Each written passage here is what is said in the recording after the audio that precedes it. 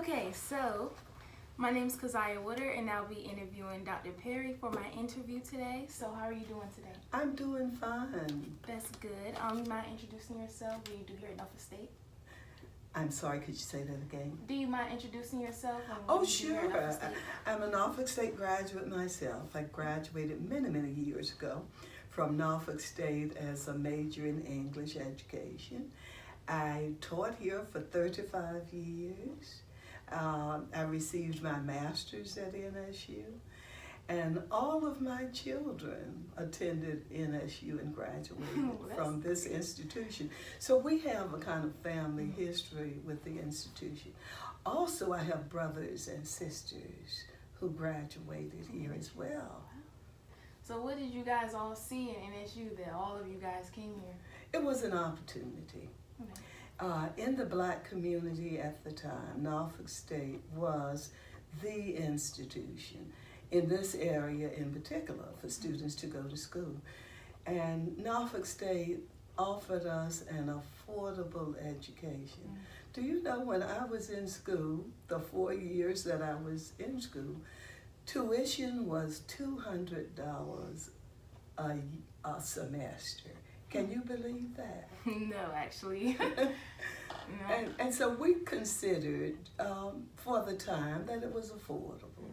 Of course, people weren't making as much money, but it was affordable. And when I consider how much young people have to pay today to go to school, there is no comparison. Right.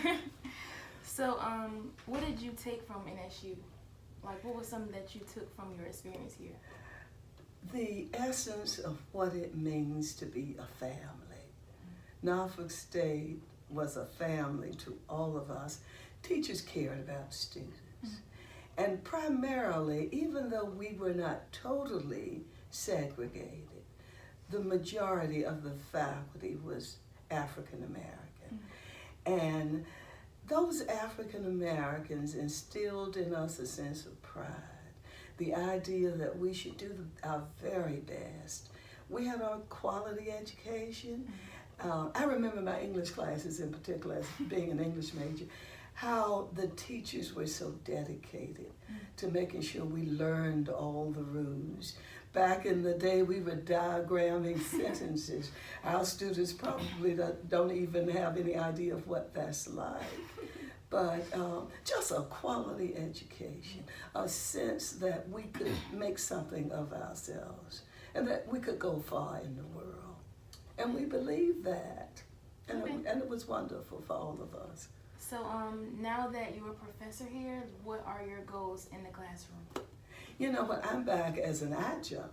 Okay. I taught at Norfolk State in the English department for over 30 years. Okay. It was a wonderful experience.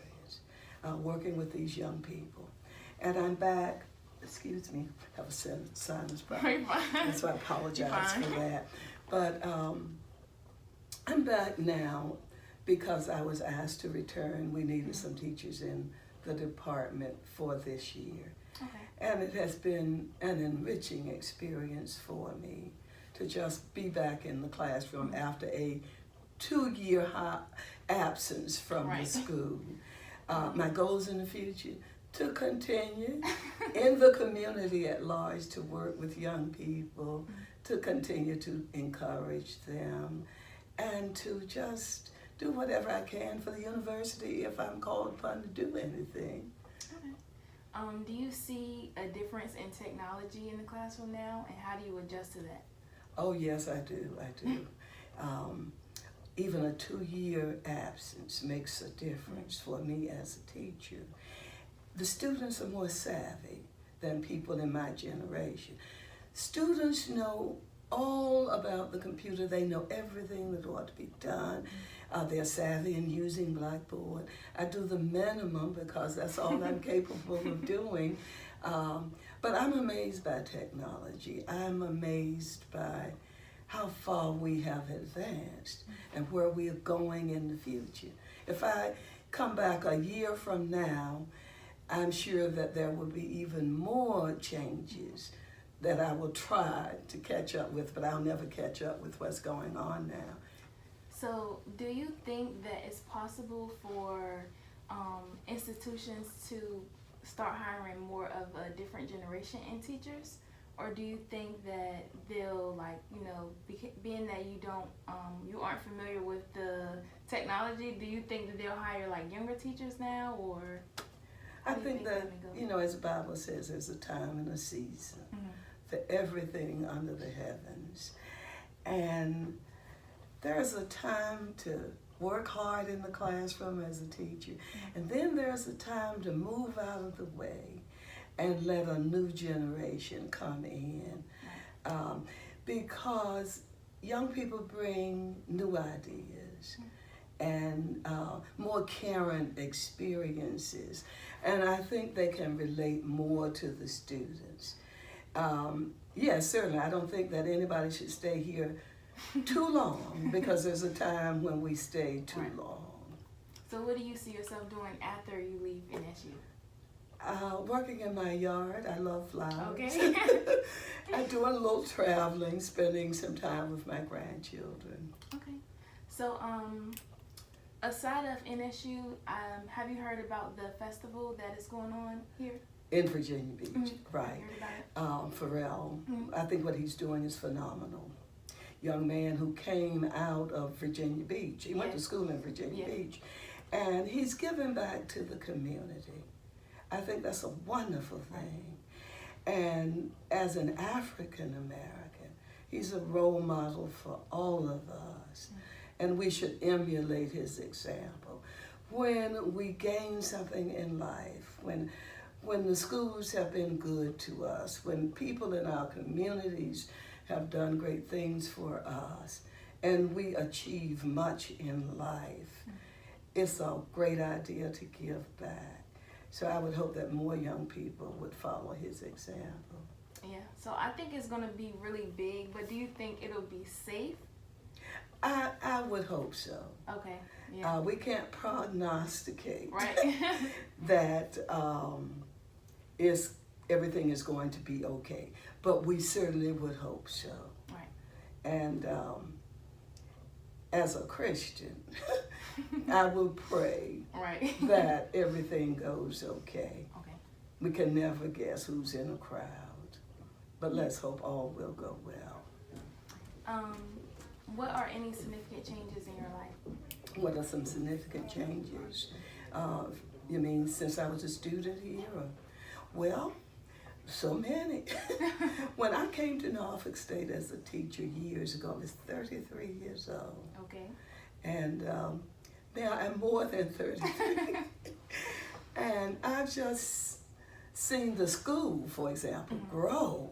Oh, yeah. This is not the Norfolk State that I attended in the 60s. Right. So that gives you some idea of how old I am. Since I left Norfolk State, I have taught in high school. I've taught high school. I have 3 children, all of them successful. I'm so pleased about that. And they had their background, their undergraduate background at NSU. One is a director at USAA. One is a retired lieutenant colonel. He received his doctorate in psychology, having started here at NSU. And my youngest daughter teaches surgical technology at Baltimore Community College.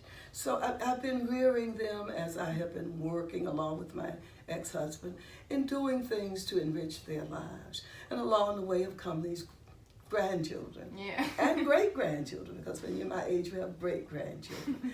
I've done some traveling. Since I left Norfolk State years ago, I spent 2 years in Germany. And so there's just so many things, so many. So being that the campus is expanding, do you think that it can expand more? Because I see that they're building, new dorms and everything. Do you think it can expand more, or do you think that they should, The sky's the limit. Okay. For what Norfolk State can do. Okay. I will tell you this. This past summer, I met with my 50th class.